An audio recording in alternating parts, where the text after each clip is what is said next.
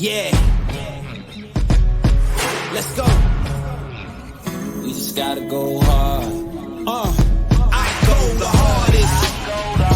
I bring the pain. Not what you used to. It's all part of the game. Yeah, I just gotta go hard. I just gotta go hard. Go hard. From the field to the film room to the war room, we've got you covered every step of the way as the road to the draft starts right now on BGN Radio. Hello and welcome to another episode of the BGN Draft Show. I am your host, Shane Haff. You can follow me on Twitter and YouTube at Shane Haff NFL. I'm joined today by my co-host and fellow draft enthusiast, Deibs. Give him a follow on Twitter at Mr. Crockpot. Be sure to check out his podcast, Party on Broad. Deibs, how are you doing today? Doing well, guys. What a week one to talk about here tonight. Clemson and Duke is going on right now. So if a fellow, Clemson linebacker drops the axe during our stream tonight and you see, a single tear going down my face, that is why, man. Happy college football, man. This is a lot to talk about. All right. I'm also joined by my co-host on Chalk Talk. It's Mark Henry Jr. Give him a follow on Twitter at Mark Henry Jr. _. Be sure to check out his Tough Cover radio show every Saturday. Mark, how are you doing tonight? I'm doing great. Yeah, college football is back. Like Deibs said, we have it going on right now. Had a really fun game that we're going to talk a little bit about when I get to my player of the week for next week. But yeah, it's great to be back. Even if week one was a little lackluster in terms of like big tier games, big name schools in terms of who they were playing. But week two, it's a loaded slate. All right. So before we get into it, we'll look back at our player of the game or player of the week predictions from last week. So Deibs had LSU wide receiver Mike Neighbors, who ended the week with 6 receptions for 67 yards. Malik, right? What? My bad to correct you there. Malik Neighbors, right? Mm-hmm. Oh, Malik. Oh, yeah, I typoed that. Whatever. Yes. And then I had UNC quarterback Drake May, who was 24 of 32 for 269 yards, 2 touchdowns, 2 interceptions. He had an 87 QBR and 25 yards on 4 carries.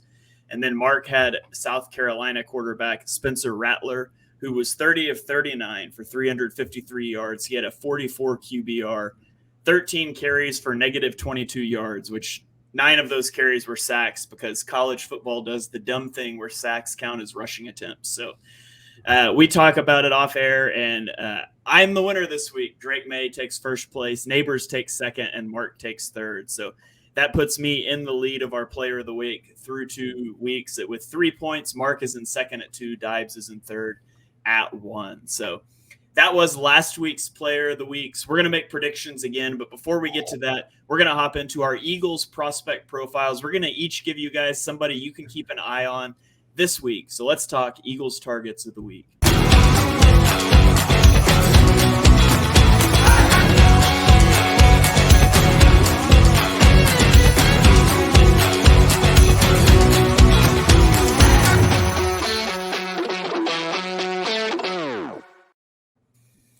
All right, we're going to get into it right here. No spoilers there on the screen. Deibs, give us your Eagles prospect of the week this week. Yeah, you look at the Eagles' needs. You look at Lane Johnson when he's not on the field. We all know the history there. The struggles are real. I'm going J.C. Latham, offensive tackle out of Alabama. You look at last year's draft, there was some good ones in terms of right tackles. Darnell Wright, DeJuan Jones, you heard all 3 of us rave about those guys. J.C. Latham is right in that mix. He was a top 3 recruit in the 2021 class, 6'6", 335 pounds, elite pass protector. Interestingly, I thought he was moving over to left tackle in 2023, but he's sticking at right tackle here in 2023. But this is a guy who allowed only 1 hit and did not give up a single sack last season on 486 pass blocking snaps. He's a former basketball player. It's going to be interesting to see how he kind of develops this year under Tommy Rees, a new offensive coordinator. He came into this season huge, man. He's even bigger than 335 pounds now. The dude is now 360 pounds, but looks good.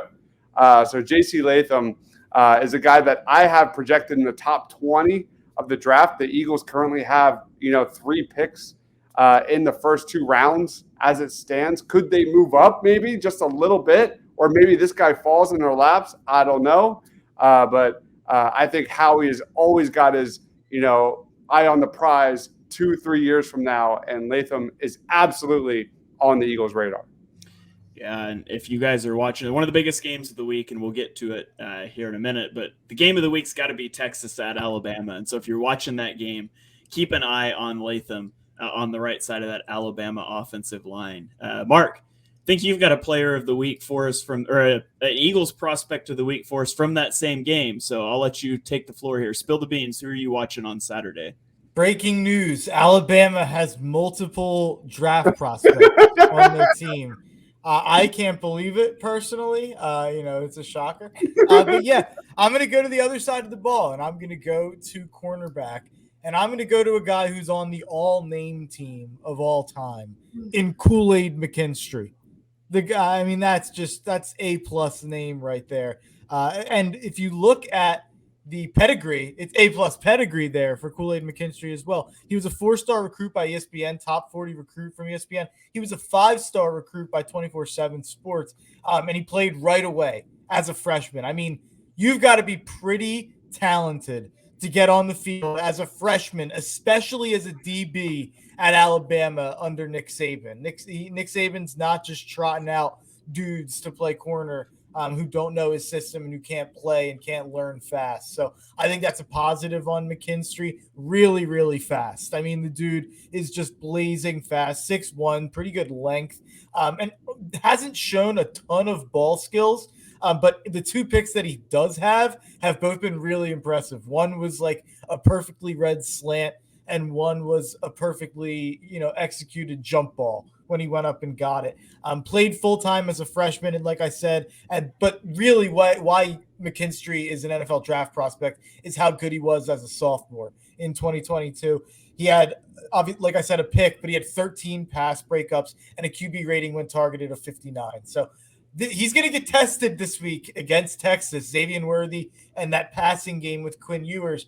They're going to throw 50 times. I don't think that's outrageous to say. Texas is going to throw 50+ times. He's going to get tested. You're going to see a lot of Kool-AID McKinstry this week. That's why I picked him. All right, Dibes, anything you want to add on him? No, I think Mark nailed it. This is a guy who didn't allow a single reception of 30+ yards or more last year. Gave up only 2 grabs of 20 yards or more in 2022. Great size, good length, ball hawk, all that. Just like Mark says, this is an outside corner. The majority of his snaps were on the outside last season. Plays a ton of press coverage. And I think it's really interesting to note, just as a little appetizer before we get into Bama versus Texas, some of his worst tape was against Texas in 2022. So can he kind of have that redemption game? We're going to talk about it. All right. So I'm going to go away from the Alabama game and away from the Crimson Tide, and I'm going to go to a guy that I watched play on Saturday. It is offensive tackle Tyler Guyton out of Oklahoma. Now, do I have an Oklahoma bias in my evaluations? I don't think so, but I always shout out my guys that are day 2, day 3 guys from Oklahoma. I'm not here to tell you this guy's going to be a first-round prospect. I do think he has that upside, and we'll see how the season develops. But he was a 3-star recruit who originally committed to TCU, later transferred to OU. He is 6'6", 306 pounds, played 400 snaps last year for OU, 50 of them at left tackle, all the rest 350 at right tackle. And he only surrendered 4 pressures and 2 sacks while playing right tackle last season. So you talk about Lane Johnson and what he does for the offense and as he ages out. And you look at Tyler Guyton, and he's got really good agility. He's got good speed. He's got really good range as a puller in the running game. And OU likes to run the counter and the power stuff where they pull offensive tackles. He's just got high-end physical traits. The speed, the length, the balance, it's all there. He just needs refinement. He had some good reps against Jared Verse last year in the Cheez-It Bowl, in the bowl game, and Jared Verse would have been probably a top 10 pick if he declared. It was probably Guyton's most impressive game of the year, even though he surrendered a sack. He posted a 97.2 blocking efficiency grade. So he had a great game against Verse. His weaknesses, right now, he tends to allow rushers across his face into the B gap in the run game. If he's not like pulling out on the edge, guys can get across his face. He needs a lot of technical refinement in his pass sets. And who do you trust more to develop guys like that than the Eagles' very own Jeff Stoutland? So as of right now, I would say that Guyton is like a late day 2 pick. But again, there's so much up in the air for these guys as he's got 400 he's got 400 snaps to his name at the collegiate level. So we'll see how he develops. I do think he's got that first round upside, and it wouldn't surprise me if he ends up there. Yeah, like you said, I think this guy's definitely a first round talent. He's kind of in that same mold of like Amarius Mims, that, a guy that could kind of definitely, following a successful 2023 season, vault up the draft boards. But a guy that I would love to see kind of fall into Jeff Stoutland's lap in that day 2 area, man. That would be like the tools of Mims and Guyton are just outrageous. Yeah. Real quick before we move on to the next thing, I meant to mention this earlier, and I meant to say this when we talked about last week. But we talked about Florida State LSU, and we talked about Jared Verse a lot. And Jared Verse, you mentioned him, Shane. He was an absolute beast in that game. So I wanted to give Jared Verse a shout out. I also just wanted to give a quick shout out Johnny Wilson, 6'7" receiver. Whew. He was interesting in that game. I mean, can I also shout out my top breakout star in Keon Coleman? He was the star of that game. 3 touchdowns, over 100 yards. The contested catch ability of the Florida State receivers might be one of the best of all time. 6'4", 6'7". They cannot be stopped. It's going to be really fun to watch. And it's a perfect combo with Travis being able to improv in the pocket, and guys are going to get loose, and you can throw it up to them. They're a legitimate championship contender. And then you have a Jaheim Bell who can kind of be a gadget guy, running back, tight end, put him in the slot, wherever you want. He's just a lightning in a bottle. That Florida State offense, like we talked about last week, that was lesson number 1 for this show. I'm all the way in. Me too. All right. So those are some guys you can keep an eye on this weekend if you're watching college football, some guys that could be interesting targets for the Eagles on day 1 and 2 next season. So let's turn the page now. Let's do our Player of the Week predictions in this week's Player of the Week segment. You can't manage this, can't break this, boy, I'm funded, Gotta keep my distance when you not 100, From the same will say they love you, lady, funny, You can't match my energy, and yeah, you know it, Way too cold, yeah, man, I'm way too cold, Way too cold, yeah, man, I'm way too cold. All right, Player of the Week segment. Dives, you're in last place. We're going to give you the first call out here. Who is your Player of the Week prediction? Of course. I'm going to go Xavier Worthy. This is a guy that I'm just waiting to see, waiting to watch him break out in 2023, man. His numbers in 2022 weren't as good as they were in 2021.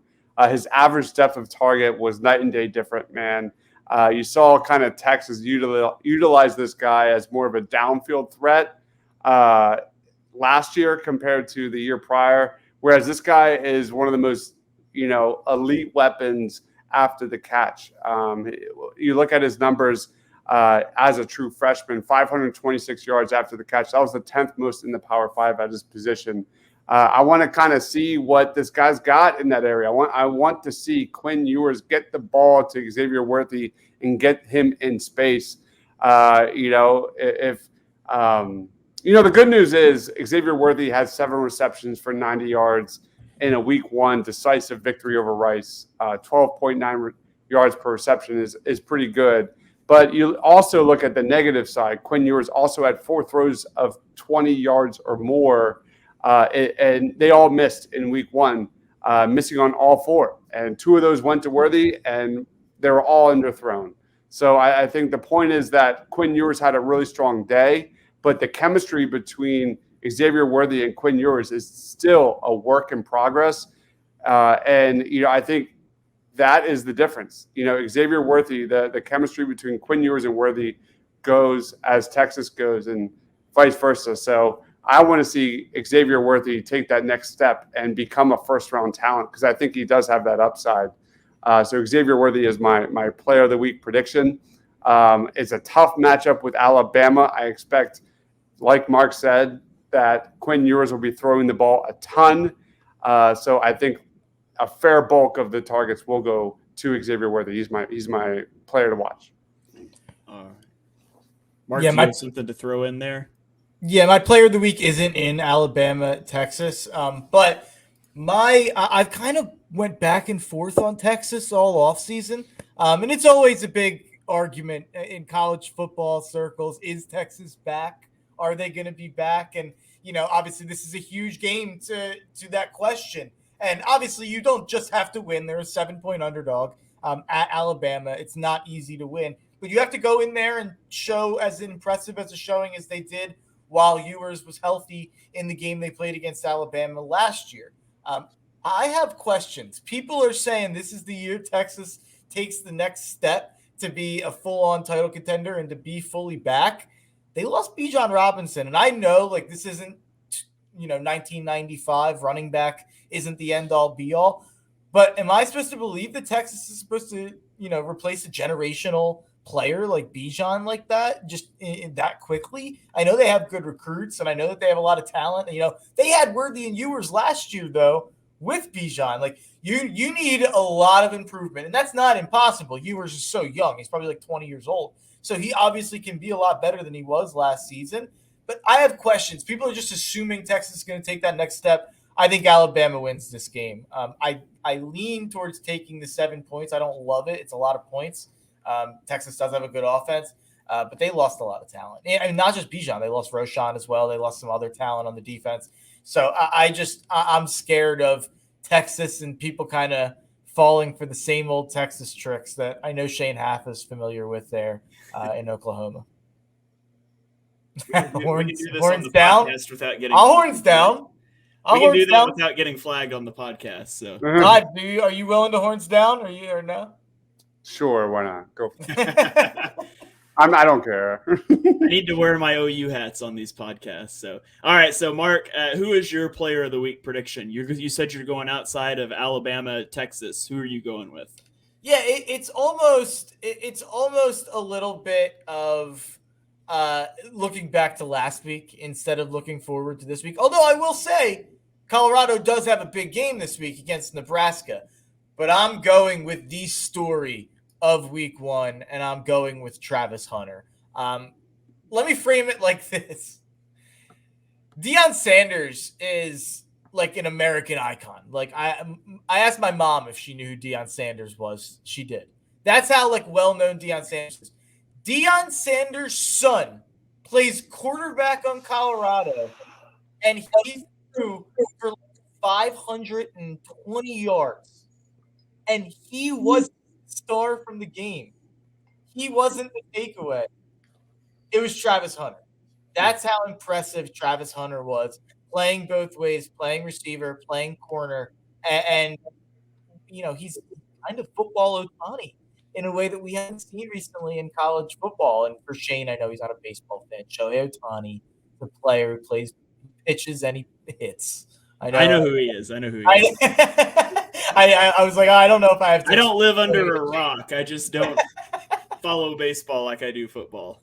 But yeah, people are already saying, is it possible he could play both ways in the NFL? He looked that good, though. I'm not saying he would do it full time. By the way, he played, I think they said 122 snaps last week. He didn't really sit at all. Deion Sanders played receiver in the NFL, and he wasn't that good at it, but he said it when he was talking about it, he's like, they used me for packages. They used me for gadgets. Travis Hunter was their wide receiver 1 in that game on a Power 5 team. He was also the cornerback 1. He was insane in that game. 12 catches, over 100 yards. He had an interception that was incredibly impressive. And, there's some people using him to be like, oh, we need to pay more attention to historically black colleges and universities. And I don't know if he's the right example. A right example of that is James Houston, the pass rusher for Detroit, who really had popped last year after being a 6th or 7th rounder. Travis Hunter was a top 5 recruit in the country that Deion Sanders got to go to Jackson State and then flipped him to Colorado. This guy's a special talent. People are already saying he could be the number 1 pick in 2025. I was blown away by what I saw by him on both sides, as a corner and as a receiver. But he obviously projects as a corner. And who else could he learn more under than Coach Prime, Deion Sanders, the greatest corner of all time.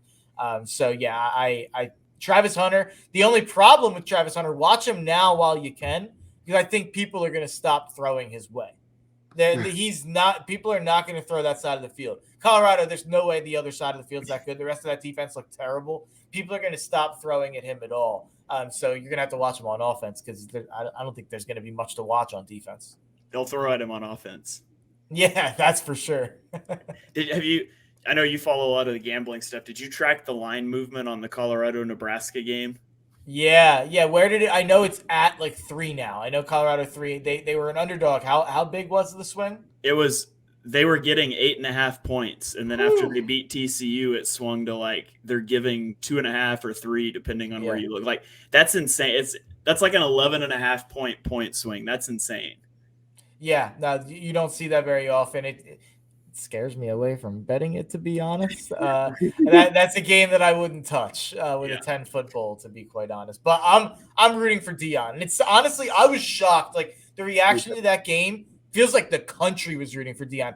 I was shocked how like a buzz Twitter was. Casual fans, like my buddies who don't really watch college, like Philadelphia sports fans, not a lot of them have college football teams. There's a lot of people around here who didn't go to colleges with college football teams. And people were locked into Colorado TCU. Like, that's how big of a deal Deion was in week 1. It'll be really, really interesting to see if they can kind of keep it going forward. But Travis Hunter, no doubt about it, is the real deal. And he's legit. And I think Shedeur Sanders might be pretty legit as well. That game just opened the door for Shedeur Sanders as QB3 in this draft. I think it's Caleb Williams, Drake May. QB3 is the real question. And Shedeur Sanders looked absolutely terrific inside the pocket, outside of the pocket, the poise, the confidence, throwing on the move, the mechanics, the footwork. It looked great. It looked all great. And let's not forget that Coach Prime also introduced us to a freshman running back named Dylan Edwards that blew the door open as well. 3 touchdowns. I was not ready to buy into the hype of Colorado, but holy cow. As a Temple fan, I'm just uber jealous. That program is on the rise. It is legit. All right. Well, speaking of quarterbacks, my player of the game or player of the week prediction, I got to stop saying player of the game, is a quarterback. It's not that quarterback, though. I'm going to go with Bo Nix, the quarterback out of Oregon. He had a really good year last year. His first 3 years, he was at Auburn. He had a 69.7% adjusted completion percentage, which was outside the top 100 among quarterbacks. Last year, he had an adjusted completion percentage of 82.3%, which was second in the nation. He threw for 3,384 yards and 27 touchdowns last year, while also rushing for 14 touchdowns. And by the way, they play Texas Tech this week, who allowed over 250 yards passing per game last season. Oh, and by the way, they already lost to Wyoming this year. So I think Bo Nix could be primed to have a really big game against Texas Tech, a team that historically does not play defense. I mean, this is a team whose defense is so bad they couldn't win 8 games with Patrick Mahomes at quarterback in college. So the defense is bad. Bo Nix, I think, might be good. He's my player of the week prediction. He was going to be mine, and he's probably the best pick because I think he'll put up the best numbers. I felt like I had to talk about Travis Hunter. But Bo Nix is a great pick. And by the way, I know I have a lock of the week segment coming, and I've already given out Alabama -7. I like Oregon -7 or wherever the number is at there as well. Yeah, Bo Nix is right in that mix for QB3. It's like Bo Nix, Michael Penix Jr., and Shedeur Sanders. You could probably throw in J.J. McCarthy if it all clicks this season. I don't know. Mark is not a fan. But I think Bo Nix is a guy that I need to see more of. To be honest, I haven't watched a lot of Bo Nix football, but as a dual threat guy, the dude's going to put up crazy stats. Mm-hmm.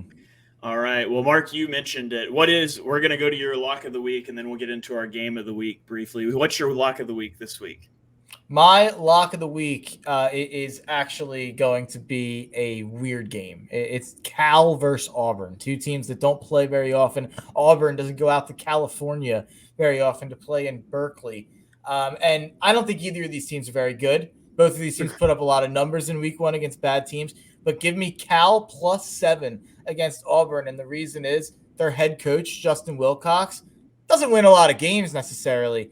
The dude covers spreads as an underdog. It's unbelievable. He's 26-10 against the spread as an underdog with 13 outright wins. They're 10-4 as a home underdog with 8 outright wins in those 14 games. So give me Cal +7 against Auburn, and I like them to win the game. All right. And that brings us to our game of the week breakdown. Last week, we told you the game of the week was Florida State LSU. And for the first half, it was. Then it kind of fell apart. But we've got another good one this weekend as number 11 Texas travels to Alabama. We mentioned it earlier. Plays number 4 Alabama. This is on Saturday night at 7 o'clock. As Mark mentioned earlier, Alabama is favored in this matchup by 7. Dibes, what are you watching for in this game? We already kind of touched on it. You look at kind of Alabama's secondary that was seen as kind of a position of strength. We already touched on KOOL-AID McKinstry, but you look at kind of the injury, list right now. They've got 2 guys that are possibly going to be out in this one. Safeties Jalen Key and Malachi Moore both left the game in week 1. That's a big thing to watch, especially with guys like Xavier Worthy and guys like Adonai Mitchell and JT Sanders, guys that can really punish a secondary. So there's things to watch. I mean, obviously this game is truly about finding out who the heck quarterback Jalen Milroe is for the Crimson Tide. That's a really big thing to watch. This guy had nearly 200 yards passing, 3 touchdowns through the air, 2 on the ground. There was a throw that Milroe made. It was like a 60-yard bomb. Looked great. Looked great in week 1. So we'll see if it's for real. But I think this game will be one on the lines, as these games usually are. Keep an eye on edge rusher Ethan Burke, sophomore that really dominated for Texas in week 1, 1.5 sacks, 1.5 tackles for loss. But the guy I'm watching also is Barron Sorrell for Texas. He's a 6'4" junior. He was in my top edge rusher rankings. Didn't do a lot against Rice in week 1, but this is a guy that, if Texas wants any kind of chance to take down Alabama, it's got to be Ethan Burke and it's got to be Barron Sorrell kind of putting pressure on a kind of a new quarterback there. Texas defense was really good, though. Week 1, they only allowed 176 yards of offense. And we didn't even get to Dallas Turner, who is one of the best edge rusher linebackers in this entire 2024 draft. Turner has really nice versatility, he's not as strong, he's not as powerful as a Will Anderson, but that he's kind of got that same unique mold. He's kind of got a positionless element to his game. He can attack the quarterback. He played all 13 games last year. I think Dallas Turner, if everything clicks, definitely has, top 20 potential. So those are some names to watch. All right, Mark, what are you watching for? How's this game going to shake out on Saturday? Yeah, I realized that I blew this earlier by getting to my preview early. You did. You kind of I was like, hey, Mark, who's your player of the game? And you're like, let me talk about this other game that I don't have a player of the week from this game, but let me spill all my stuff. I totally jumped the gun there. That's a bad job by me. But like I said, I like Alabama in this game, and Dodge stole what I was going to say. I'm watching for Dallas Turner. I mean, that guy, he looks like he's going to be a top 5 to 10 pick. And he said he might not be as strong as Will Anderson. I don't know. He has a lot of Will Anderson in him. I feel like what Will Anderson had that set him apart was such a crazy motor. It felt like Will Anderson just never stopped during the play. And I feel like I haven't necessarily seen that jump off the screen from Turner as much. But I expect Bama's going to do a lot of smoke and mirrors with Milroe. Like, I think you're going to see a lot of running from him, a lot of RPOs, a lot of just, runs in general. And I don't think Texas defense is going to be good enough to make them go outside of that. So I think Alabama will do enough in terms of being able to run the football. Also, keep an eye out on Deontay Lawson, a linebacker out of Alabama. Dude was everywhere in week 1. Probably one of the best linebackers you've never heard of. Deontay Lawson. Keep an eye out for that guy. How often does the team lose their starting quarterback, who, oh, by the way, is the number 1 overall pick, and they're still ranked number 4 in the country? That's just a testament to Alabama. And then you take into account that, oh, yeah, they didn't just lose their number 1 overall quarterback. They also lost an edge rusher in Will Anderson, who a lot of people called generational, and he went number 3 overall. And, oh, by the way, they also lost an offensive skill player that also went top 12. And, he was overdrafted and all of that. But, to lose what they lost and still be number 4 team in the country, to be favored by a touchdown over another team that's ranked number 11, it's just a testament to Alabama and, honestly, the dynasty that's just there. You could say the same thing about Georgia. They lost one of their top players, and Bear Alexander, one of the top recruits in the country. He went to USC this offseason. They don't skip a beat. They're still right there. That's the nature of being Alabama, of being Georgia, man. They just pump these guys through, and it's just incredible. I thought you were going to say that Georgia lost half their team to the Eagles. They did. The way that I previewed the game made it sound like, I think Alabama is just going to roll back to the national championship. I actually don't. I didn't have them in my playoff. When I picked my playoff, I have serious questions about Alabama, but I have more questions about Texas. That's kind of where I'm at. I've seen it more from Alabama than I've seen it from Texas. I think it starts with Quinn Ewers. I'm waiting for him to make me a believer. That's really where it is. Is the hype. He's one of the most hyped quarterback recruits of all time. And he's got a really good one sitting right behind him, just waiting in the wings. But I just haven't seen it yet. There are flashes, but I don't know. I don't know yet. And until he starts to show me something, Texas will always be in that second, third tier. I agree. All right. Well, that is going to about wrap it up for this week 2 college football preview here on the BGN Draft Show. Thank you guys for joining us for this episode. If you enjoyed the show, be sure you hit that subscribe button so you get every single show on the BGN feed. Live post-game shows will be back this weekend. The EPA podcast, BGN Radio, all the shows will be hitting your feed this week to get you ready for Week 1 NFL. You can check us out on Twitter. I'm at Shane Haff NFL. Dibes is at Mr. Crockpot. Mark is at Mark Henry Jr. We will catch you guys next week for another episode of the BGN Draft Show. Yeah. Let's go. We just gotta go hard.